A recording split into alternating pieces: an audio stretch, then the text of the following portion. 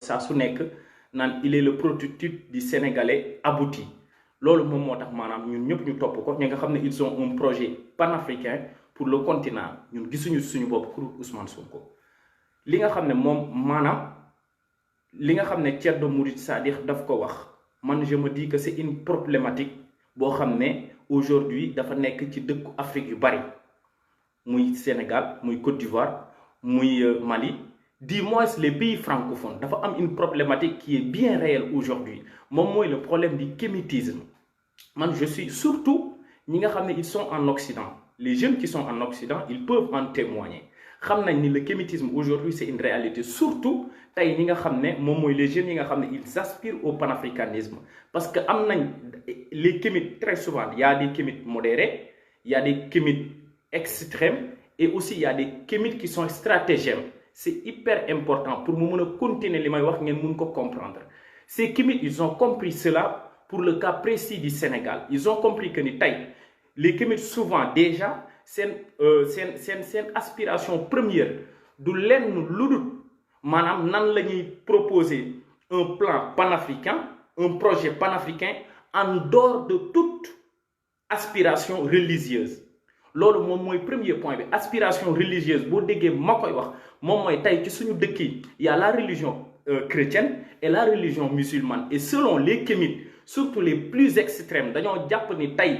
Afrique fi mu toll nos nouvelles dépendances ak tey suñu degré d'aliénation du lenn moo ñu ko teg lu dul les religions dites révélées moom moo tax discours kémite boo dégg souvent dafay attaquer les religions bu nekkee un kémite burkinabé ou bien un kémite ivoirien kooku ñooñu seen dëkk amul ay confréries moom moo tax ñooñu dañuy attaquer directement les religions révélées soit mën naa nekk le christianisme soit mën naa nekk la religion musulmane tey nag bu nekkee le cas précis du Sénégal mënuñoo jot ci religion yi avant en amont dañuy attaquer les confréries moom mooy le cas du Sénégal parce que tey ñun dañoo am un socle bien déterminé et bien défini moom mooy les confréries et tey am na benn confrérie boo xam ne dafa nekk ci Sénégal moom mooy le mouridisme dafa am benn taxawaay boo xam ne daf ko am nga xam ne balaa ngay déstabiliser yeneen confréries yi faaw nga déstabiliser la confrérie mouride balaa nga yegg ci yeneen confréries yi moom moo tax les kémites en amont ils ont déjà compris cela étant donné que ñoom ils veulent une nouvelle Afrique boo xam ne du am religion du moins les religions révélées maanaam dañuy dem ci beneen perspective boo xam ne dañuy retourner en amont à la base moom mooy tey les religions yi nga xam ne ou bien benn ay pratiques yoo xam ne suñu maam yi dañ ko doon def man j'ai des amis kémites je les fréquente souvent ñoo bokk li nga xam ne gëm nañ ko fenn lañ dul daje moom mooy au niveau de la religion ñoom gëmuñu li nga xam ne man loolu laa gëm man nag bokk naag ñoom seen suñu perspective une perspective panafricaine mais par rapport ak li ñu gëm man mënuma ko gëm parce que dama jàpp ni la religion est à la base de tout la foi elle est importante boo gisee tey débat boobu ñu poser ko sur la table ñu bëgg a jël ces kémites ils ont compris que ni Ousmane Sonko au Sénégal du moins au Sénégal ils ont compris que Ousmane Sonko il occupe aujourd'hui une place prépondérante dans la société sénégalaise mais aussi au cœur des jeunes sénégalais étant donné que il est une référence pour tout jeune sénégalais du moins ñun ñi nga xam ne maanaam am nañ benn gis-gis boo xam ne ci politique wala am nañ benn gis-gis boo xam ne am nañ ko ci suñu dëkk ñun nous pensons que ni c'est Ousmane Sonko qui nous correspond et qui tient le discours qui nous convient loolu moom moo tax les kémites étant donné que comprendre nañ loolu moom moo tax souvent koo ci gis mu def ci photo profilam Ousmane Sonko bu defee ci photo profilam Ousmane Sonko ça ne veut absolument rien dire déjà ils veulent que ni maanaam def benn accointance entre ñoom et Ousmane Sonko pour que déjà en amont nit ñi mën leen a déglu léegi nag kémite yooyu noonu maanaam moom moo tax ci démarche Thierno Mouride Sadikh mu ne ñooñu ay wahhabite lañ mu ne dafa am ñoo xam ne ay salafistes lañ wala ay wahhabites lañ mais les kémites il faut comprendre que en amont ils ne sont ni des wahhabites ils ne sont ni des salafistes parce que tey les wahhabites ñooñu gëm nañ la religion les salafistes ñooñu gëm nañ la religion même si ils sont dans l'excès mais les kémites ils ne sont ni des wahhabites ils ne sont ni des salafistes mais ils ont tout simplement la phobie des religions révélées étant donné que ñoom dañoo jàpp ni Afrique puisque dañoo dund 4 siècles d'esclavage après mu ñëw la colonisation ñëw imposé wu ñoom dañoo jàpp ni tey Afrique suñu degré d'aliénation ak tey suñu ay nouvelle dépendance c'est uniquement et seulement la religion qui explique qui explique cela. Ñom biñu comprendre lolu que ne seule la religion est à l'origine du malheur de l'Afrique, ñu ne donc dañuy dem attaquer la religion, que ça soit en Côte d'Ivoire, au Mali et dans tous les autres pays où ces gens aujourd'hui infestent l'opinion publique. Lolu mom motax ñoñu tay di tenir un tel discours. Mais pour revenir pour le cas précis du Sénégal, bo xolé Sénégal mënuñu fa ñëw directement ñu attaquer la religion. Parce que nous, au Sénégal, nous avons un socle bien déterminé et bien défini. Moi, les confréries. Ci biir confrérie la confrérie mouride, l'obédience mouride, dafa am benn taxawaay boo xam ne pour nga déstabiliser en général les autres confréries, faaw en amont nga jëflanteeg la confrérie mouride. Pour déstabiliser la confrérie mouride wala nga semer sur le cœur et l'esprit des gens le doute, di nga mën a teel a yegg ci yeneen confréries. Lolo moom moo tax les kémites étant donné que les kémites du moins sénégalais, les kémites extrêmes, amna ci ay kémites yoo xam ne ce sont des kémites modérés, amna des kémites yoo xam ne ce sont des kémites extrémistes, amna ci ñoo xam ne ce sont des kémites stratagèmes. Les kémites stratagèmes ñi nga xam ne dañoo nekk biir Sénégal wala du moins ils sont en Occident mais ils ont la nationalité sénégalaise, ils ont compris cela en amont. ñoom loolu moom moo tax ñuy attaquer la religion la confrérie mouride, parce que xam nañ ne tey bu ñu jéggee sur bu ñu attaquer la confrérie mouride déjà ni nga xam ne moom mooy seen technique moom mooy moo tax ma naan les kémites ils sont stratagèmes. xam nañ ni maanaam ni ñuy doxalee sur la confrérie mouride buñ ko malmené ba pare. Da ngay gis parfois ñu def yenn publication yoo xam ne dañuy jël benn sëriñu murid wala benn sëriñu mbàkke koo xam ne maanaam am na benn affaire bu mu def wala benn affaire boo xam ne maanaam teggunu wut wala xaw naa jéggi dayo ñu mettre ko sur la place publique naan xool leen ñii ni ñuy dundee seen religion yéen xam ngeen ni lii du religion yéen xam ngeen ni lii du dëgg bu ko defee maanaam am na ñenn ñoo xam ne dinañ commentaire ces publications yooyu peut-être mën naa nekk ay tijaan peut-être mën naa nekk ay laayeen peut-être mën naa nekk ay ñaseen peut-être mën naa nekk ñeneen ñu dut ñooñu ñu ne effectivement lii du dëgg tey na ngeen comprendre vous les Sénégalais que les kémites bu ñu paree sur la religion la confrérie mouride suba ci Alhaji Malick la ñu jëm ginnaaw suba ci Baye Niass la ñuy jëm ginnaaw waati suba ci Boukounta bu ñu paree nag ci religion révélée yi ba bu ñu paree ci confrérie yooyu ba pare nag mën a attaquer la religion musulmane, parce que bu ñu jugee ci la religion musulmane ou bien dañuy def une pierre deux coups. Comprendre nga attaquer la religion musulmane et la religion catholique. Te tey étant donné que en amont ils ont compris que tey Ousmane Sonko dafa am benn dëgërlaay benn taxawaay boo xam ne jeunes yëpp a ko bëgg te souvent les kémites ils ont compris que ni suñuy mag wala suñuy maam wala suñuy kilifa ñooñu seen wàll wéy na et que aujourd'hui ils veulent un projet panafricain en dehors de toute aspiration religieuse. ñu ne effectivement pour ñu am loolu dañuy jaar ci kaw Ousmane Sonko moom moo tax tey kémite extrémiste boo gis mu jël photo Ousmane Sonko def ko ci profilam. Ça ne veut pas dire que ni même est-ce que Ousmane Sonko lui il est au courant de ces problématiques là, parce que très souvent ce sont des gens qui sont en Occident et qui comprennent parfaitement li nga xam ne dafa xew. De ce fait xam nañ ni Ousmane Sonko taxawaay bii la am en Afrique, au Sénégal particulièrement ñu ne non nañu jéem a lakkatu ci suñuy profil ci Ousmane Sonko pour pouvoir dénigrer d'abord les confréries avant de pouvoir accéder à la partie la plus importante du travail, moom mooy les religions dites révélées. Man je vous parle en tant que Sénégalais mais aussi en tant que panafricain boo xam ne damay fréquenter les kémites. Loolu moom mooy seen projet et que tey Ceddo Murid Sadiq bu toogee maanaam bëgg a affilier ce combat. Moom laa leen doon wax naan leen le combat du kémitisme, les kémites yi nga xam ne ñoom dañuy attaquer la religion loolu bokkut sax ak salafisme bokkut ak wahhabisme. Wahhabite yi ak salafistes yi ils sont dans la religion musulmane mais ce sont des extrémistes. Mais ñi nga xam ne nag ñoom ñooy les kémites ñooñu ils sont totalement contre les religions dites révélées. Loolu maanaam nañ ko comprendre ba pare balaa ñuy poser beneen débat. Tey nag man je suis totalement d'accord, man je les fréquente sama xarit yu bari ñi nga xam ne ñoom lay fréquente ay kémite lañ am na ci ñoo xam ne maanaam je ne suis pas d'accord avec eux parce que respecté wuñu li nga xam ne loolu laa gëm. Maanaam même Cheikh Anta Diop dans Nation Nègre et Culture maanaam il avait pris en perspective, il avait anticipé cette question là moom moo tax mu doon wax naan en Afrique au 21e siècle ku fi poser ay débat confrérique wala ay débat religieux maanaam lu dul tardel Afrique doo ko def. Aujourd'hui on a d'autres problèmes beaucoup plus importants que nekk fii naan par exemple islam moom moo ñu tardel wala christianisme moom moo ñu tardel. Nañu travailler à décoloniser les mentalités et à redonner l'homme noir sa dignité originelle. Cheikh Anta Diop loolu moom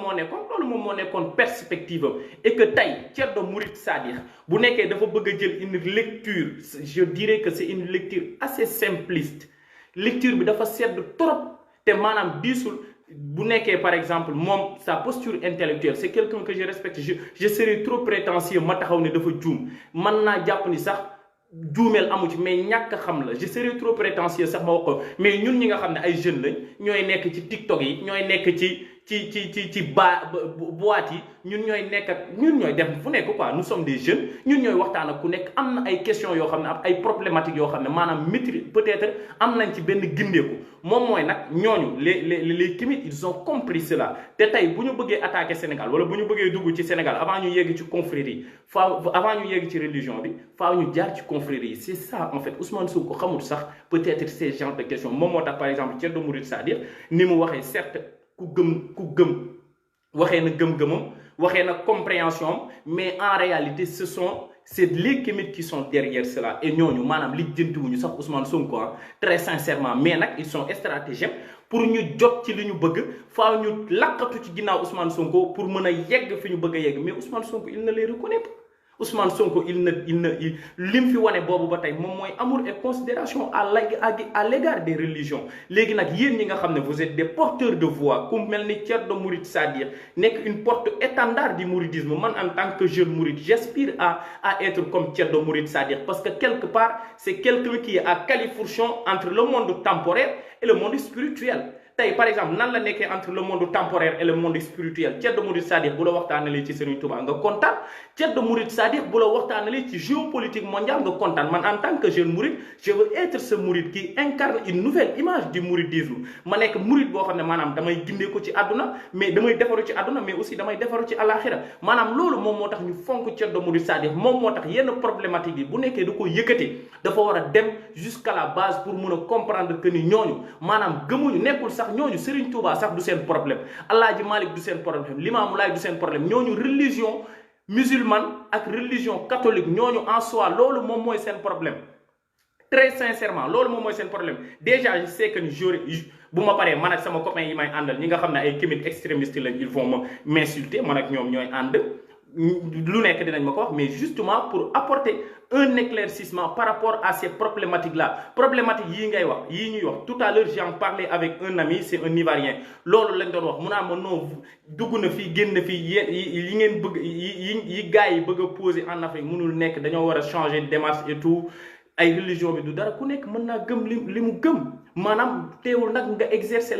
ta citoyenneté dans toute sa plénitude loolu moom moo am solo et que bu ñu comprendre loolu ba tey dañuy nekk ci ay faux débat Thierno Mouride Sadikh day génn accuser Ousmane Sonko ne non parce que maanaam démarche bi lan moom moo tax ma ne c'est une démarche trop simpliste. Gis naa ci photo profil kenn ku def Ousmane Sonko rek ma ne effectivement maanaam ci Ousmane Sonko la bokk ñooñu lijjantiwuñ Ousmane Sonko lijjantiwuñ ku dul Ousmane Sonko nañu xeex la religion loolu moom moo leen ñor. Et qu'aujourd'hui, dès lors que les gens ils n'iront pas vers la bonne information, souvent ci concept yi la ñuy nekk souvent ci calomnie la ñuy nekk souvent ci démagogie la ñuy nekk. Thierno Mouride Sadikh maanaam man je demeure convaincu que ni c'est une personne de bonne foi mais dafa juum ñun ñi nga xam ne nag peut-être ay jeunes lañ mooy li ma wax sànq ñun ñooy dem di dugg fu nekk.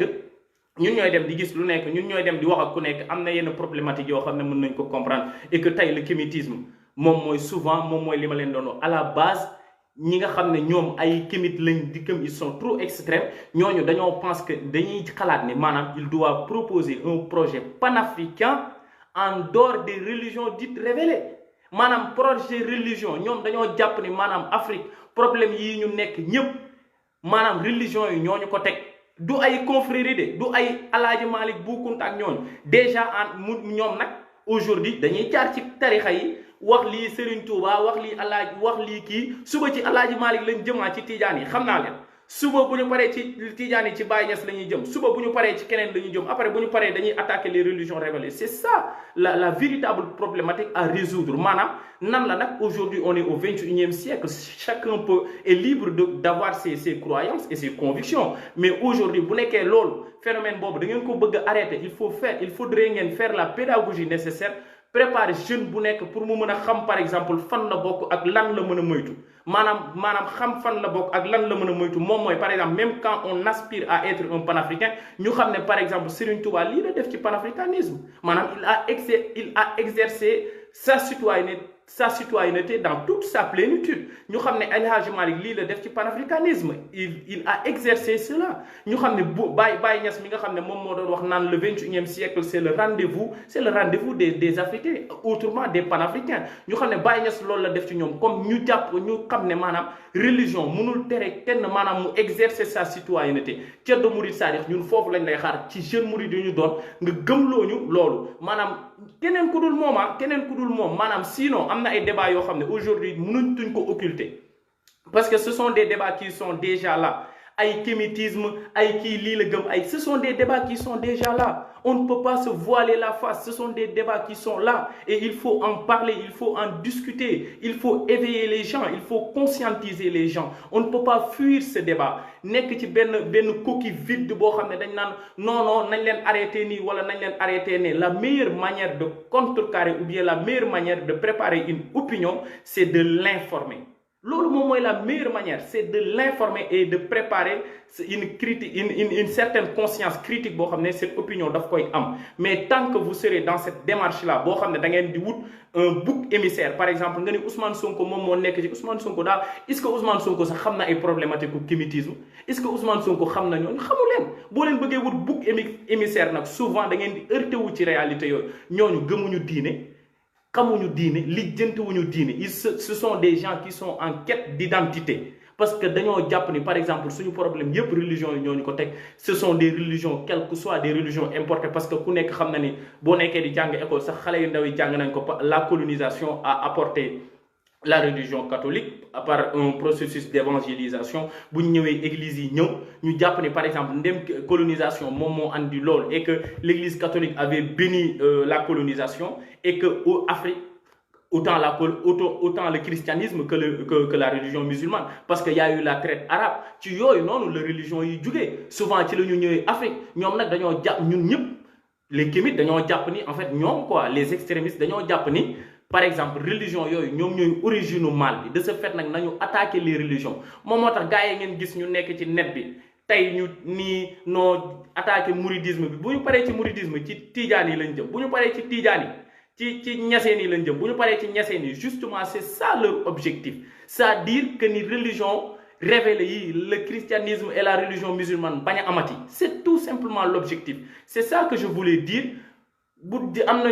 yàlla na jëriñ ñi nga xam ne mën nañ cee jëriñu surtout les jeunes de mon âge pour ñu mën a éviter yenn genre égarement yi nga xam ne dafa ak tentation yi nga xam ne dafa am ci àdduna bi. C'est ça en fait l'essentiel du débat, c'est ça. Mais Ousmane Sonko xamul loolu lijjantiwul loolu. Ceddo Mouride Sadikh waroon na am benn rigueur peut-être intellectuelle boo xam ne daf koy permettre mu bañ a dugg ci débat yoo xam ne ça c'est des débats ou bien des querelles de borne fontaine. Ousmane Sonko nekkul ci loolu lijjantiwul loolu. Ousmane Sonko c'est quelqu'un de droit, c'est quelqu'un qui respecte les religions autant qu'elles les confréries autant qu'elles sont. Ku nekk gis na les images. Kenn musul dégg un cadre du parti ou bien ñi ànd ak moom naan ay Sëñ Touba lii wala Sëñ Touba lii. Donc ce sont des faux débats, tu vois. Munoo nekk nag ci dëkk boo xam ne lu ñu wax rek nga génn ne non damay expliquer wala damay lii. C'est à vous de porter ce combat, vous les intellectuels, vous les Ceddo Mouride Sadikh et tant d'autres personnes, d'être renseignés, d'être bien informés ci problématique yi nga xam ne tey dafa am ci partout en Afrique. Ngeen informé ci seen xale yi nga xam ne da ngeen leen di tàggat dañuy nekk ci yéen ñu mel ni ñun ñi nga xam ne xamuñ lu bari maanaam ngeen informé ñu xam ne par exemple lii ëllëg ak si biir bu ñu déggee discours wala débat bu mel nii ñu mën a mucc ci lii parce que maanaam loolu moom mooy njëriñ bi quoi. Maanaam ëllëg ak si biir ñu mën a moytu par exemple certaines tentations boo leen ñu yeewul bëgg a wut saa su nekk ay bouc émissaire. Non kii de waa kii ñoom ñoo ko fi andi waa Ousmane Sonko wala waa réew mi wala waa lii waa réew mi seen yoon nekkul ci kémitisme xamuñ ko. Waa Pastef seen yoon nekkul ci kémitisme xamuñ ko. Là ce sont des débats de société. comprendre que ce sont des débats qui peuvent bouleverser toute la société sénégalaise dans toute sa complexité, dans toute sa miniature. Ni société bindo, ce n'est plus de la politique, c'est une question vitale. C'est le moment où aujourd'hui, c'est une responsabilité. Mais vous n'avez qu'à vous ay bouc émissaire qui la wala kee la wala kële la souvent nag ñoom li ñu bëgg en soi dinañ ko am quoi. maa ngi jégalu di jaajëfal ñëpp wax bi yàggee lu ci teggi newul sama ñàkk mat la lu ci baax maa ngi ziar ñëpp jaajëfati yokk ak ndam.